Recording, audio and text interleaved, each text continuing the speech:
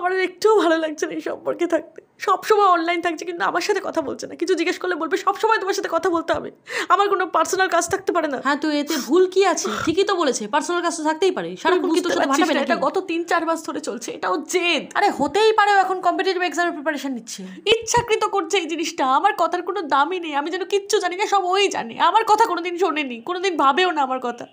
এরকম একটা ছেলের সাথে থাকা যায় বলতো? তুই এগুলো এতদিন মুখ বুঝে মেনে নিয়েছিস, কিছু প্রতিবাদ করিসনি? কি বলবো, বললেই তো ঝামেলা শুরু হয়ে যায়। আমি তো আমার বাড়ির লোককেও জানিয়ে দিয়েছি, এখন আমি কি করবো? এই দেখ 2024-এ দাঁড়িয়ে সব ফালতু কথা বলিস না তো। বাড়ির লোককে বলে দিয়েছি, তো কি হয়েছে? কি বলবো বলতো, একমাত্র তোকেই বলতে পারি। ছোট ছোট বিষয় নিয়ে আমার সাথে ঝামেলা করে। এই পরশুদিন আমাকে হাত অবধি তুলেছে জানিস। বাহ, দারুণ ব্যাপার তো।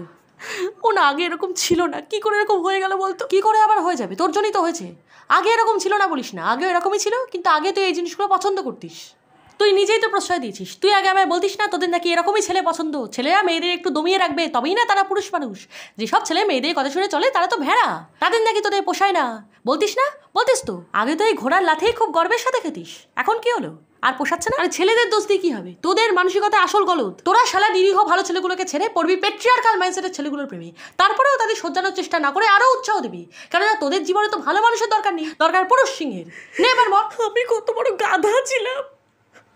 হায় হরিশ।